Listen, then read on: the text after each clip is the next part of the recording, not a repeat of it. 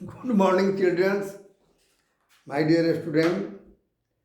हम लोग बिहार बोर्ड के हैं। बिहार बोर्ड का है, बिहार बोर्ड।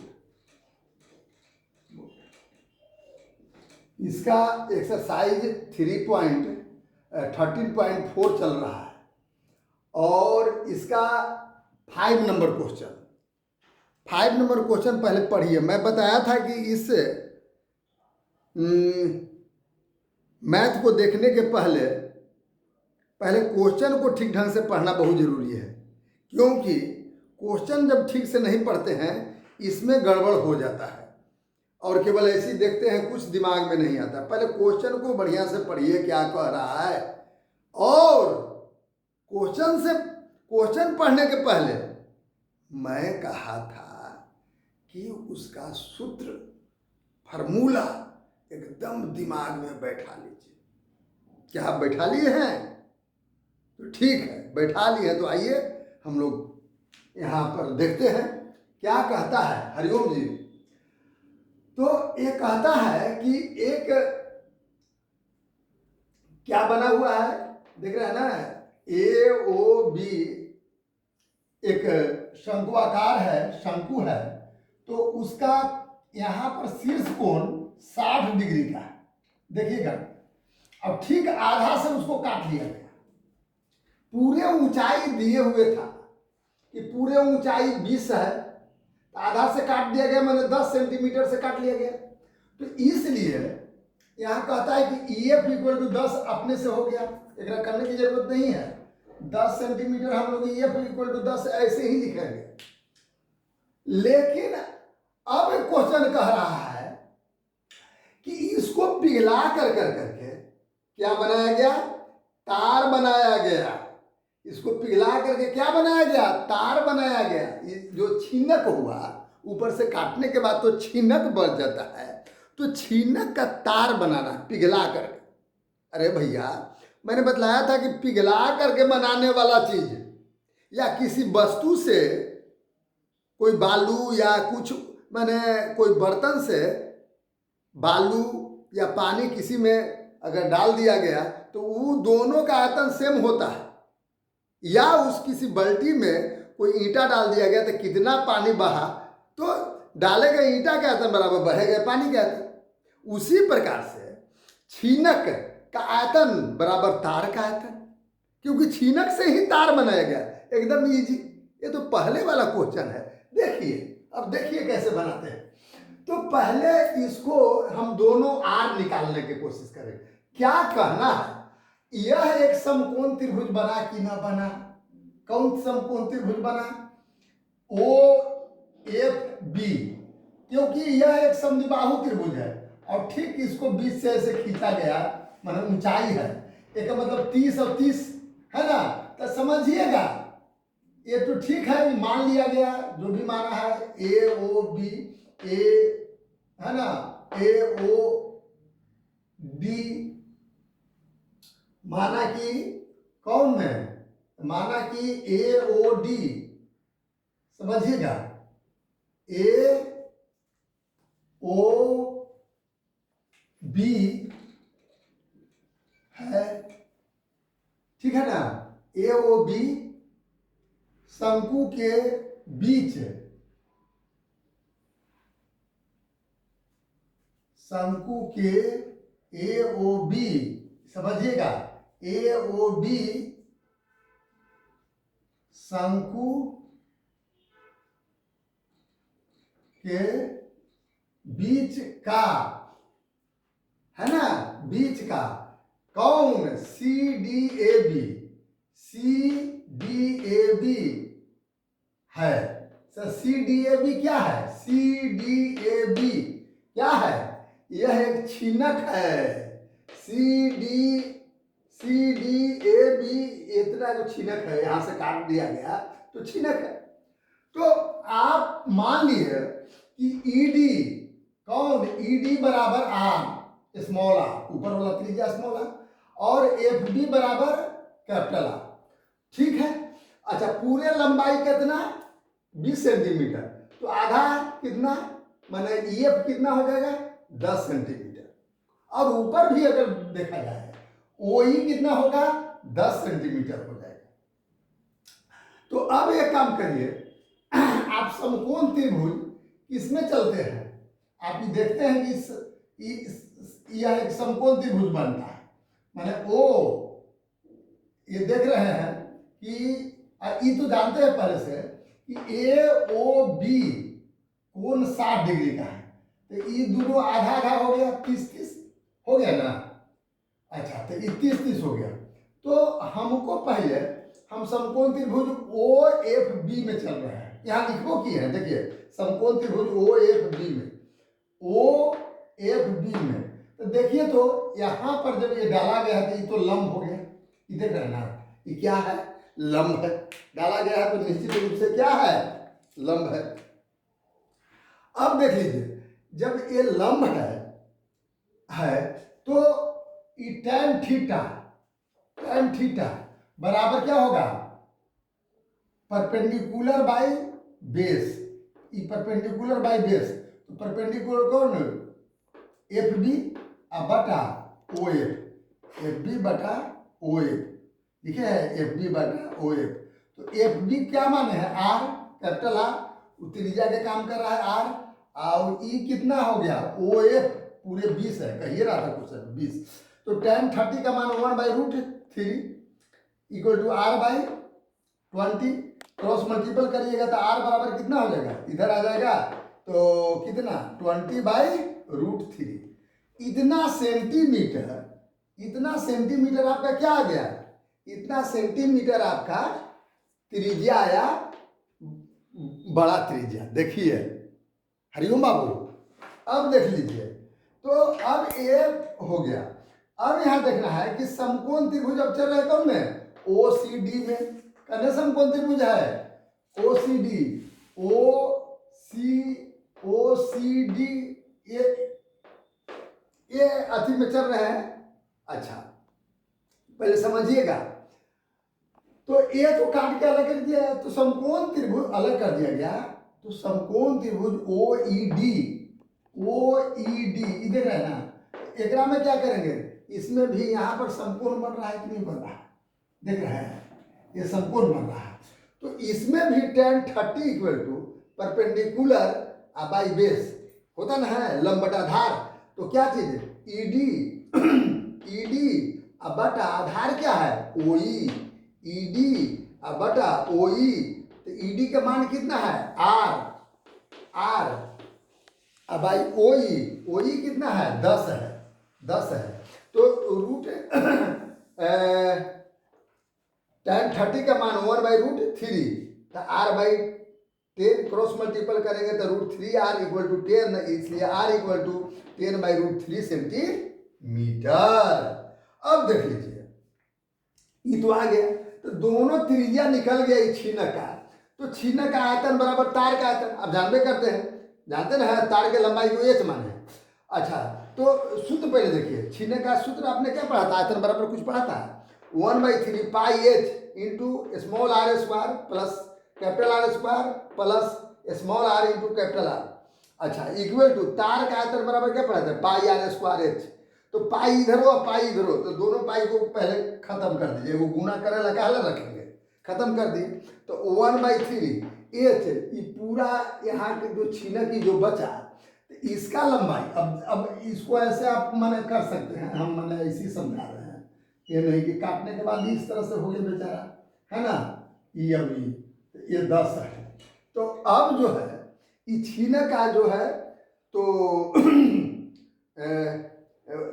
लंबाई ऊंचाई कितना बचा, एच का मान 10 बचा, और ई आर का मान, कैपिटल आर का मान 20/√3, स्मॉल आर का मान कितना हुआ 10/√3, तो 10/√3 स्क्वायर प्लस कैपिटल आर बने 20/√3 square plus small R into capital R कर दिए, मैंने 10/√3 इंटू 20/√3, अंडरस्टैंड, हरिओम।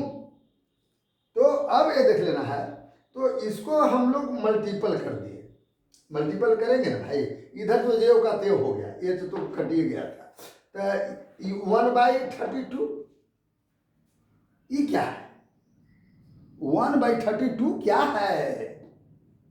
आप समझ सकते हैं ये क्या है। 1/32 हम लोग लिखे ना है, तो आपका आर का मान दिए हैं, क्योंकि तार कहता है, आप समझिएगा, तार कितना कहता है।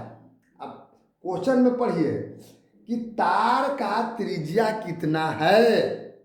सुनिए, क्वेश्चन पर है आप कि तार का त्रिज्या, आप उसमें देखिए कि तार का त्रिज्या तो कहता है कि तार का व्यास 1/16 है।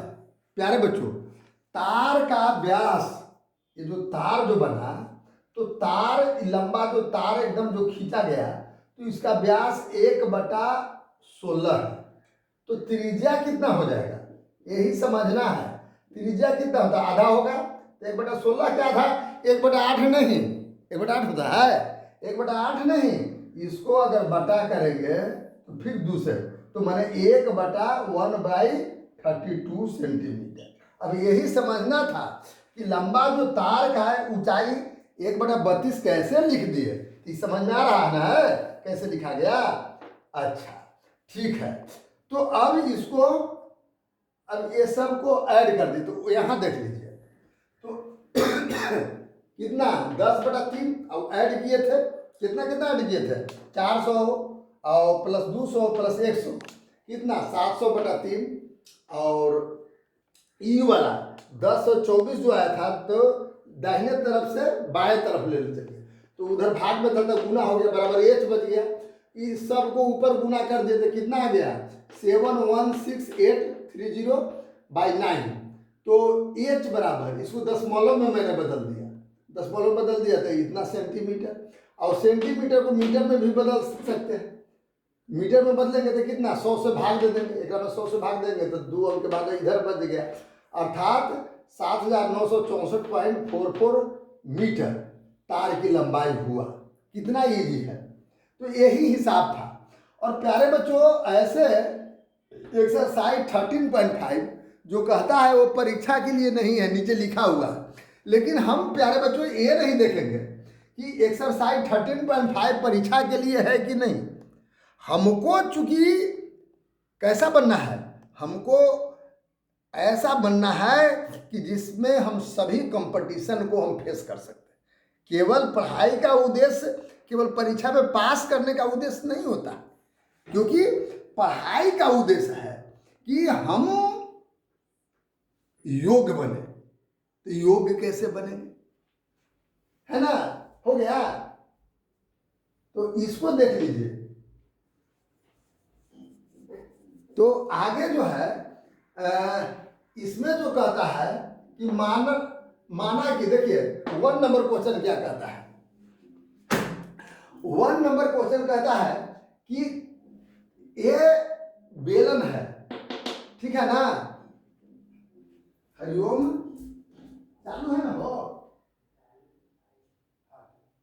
तो ये जो बेलन है, तो बेलन का ये बेलन है, अब समझिएगा। तो ये बेलनाकार कोई भी ठोस पदार्थ है, इसके चारों ओर 3 मिलीमीटर के तार लपटा गया। ये बेलन के चारों ओर कितना मिलीमीटर का? 3 मिलीमीटर का तार आप लपेट लें। कैसे? ऐसे एकदम गोले गोले घुमा घुमा करके, ऐसे एकदम गोले गोले घुमा करके ना, देखते हैं तार लपटा जाता है इस तरह से। पूरे में हम लोग तार ऐसे गोले गोले घुमा घुमा करके सटा करके लपेट दिया गया। पूरे में देख रहे हैं ना, इस तरह से हम गोले गोले घुमा घुमा करके तार पूरे में इसी से करके लपेट दिए। तो कहता है कि तार के क्या निकालो? पहला कि तार का हमें लंबाई ज्ञात करें, और तार जो है कितना ग्राम तार का द्रव्यमान होगा। तो सोचने की बात है, लपटा कहाँ जाएगा? एक पर अगर तार लपेटना है तो ऐसे लपटेंगे तो कहाँ लपटेंगे? इसके बक पृष्ठ पर लपटेंगे। तो बक पृष्ठ का क्षेत्रफल बराबर लपटे गए तार का क्षेत्रफल। तो एक बार लपटा जाएगा, मान लीजिए कि इतना मोटा है तो गोले हम लपेट रहे हैं, तो मान लीजिए कि इतना मीटर है तो गोले लपेट रहे थे, इतना व्यास इतना जगह छेकेगा ना भाई, जितना व्यास होगा तार का उतना जगह छकेगा। तो हम क्या किए कि तार का लंबाई को एच मान लिया। अच्छा, बेलन के पहले जो लपटा गया जिस पर, वो बेलन का वक्र पृष्ठ का क्षेत्रफल क्या 2 पाई आर एच पढ़े थे, तो 2 पाई का मान 22/7 आर, और ऊंचाई कितना, ऊंचाई 12 है, तो ये अब गुना करने पर 2640/7 सेंटीमीटर स्क्वायर आया। एक पर तार लपटा गया, तो लपटे गए तार का क्षेत्रफल बराबर वक्र पृष्ठ का क्षेत्रफल। तो लपटे गए तार माने तार के अगर ऐसे जितना व्यास है उतने ना जगह छेकेगा, मतलब चौड़ाई कितना हो गया व्यास के बराबर।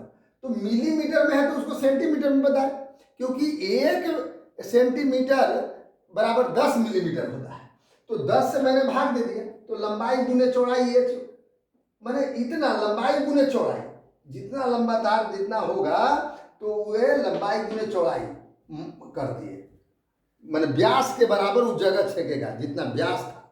तो दोनों बराबर थे, एच बराबर, तो इसको क्या कर दिया, इधर आएगा तो उलट जाएगा ना, 10 ऊपर और 3 नीचे, काट दिया गया, बराबर 8800/7 सेंटीमीटर बराबर कितना, अगर भाग देते हैं तो लगभग में ही आएगा, है ना, लगभग में 1256, तो किताब में, आपके किताब में है, लेकिन हम कितना कर दिए 1256 नहीं होता है, कुछ ज़्यादा होता है, तो इसलिए 1257 सेंटीमीटर लिख दिए, लगभग में वो भी सही है, किताब में गलत नहीं है।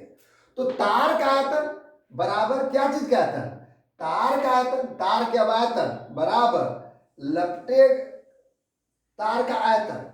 अब समझिए, आयतन पहले निकालिए, तो आयतन बराबर क्या पड़े थे, लंबाई तो मालूम हो गया, तो पाई का मान 22/7, आर कितना 3/20, 3/20, आर तो आर जो हो गया तार का तो 20 न हो गया, इसको चूंकि 3 सेंटीमीटर व्यास था तो त्रिज्या 3/2, और सेंटीमीटर में बदलेंगे तो 10 से और गुना हो जाएगा, है ना।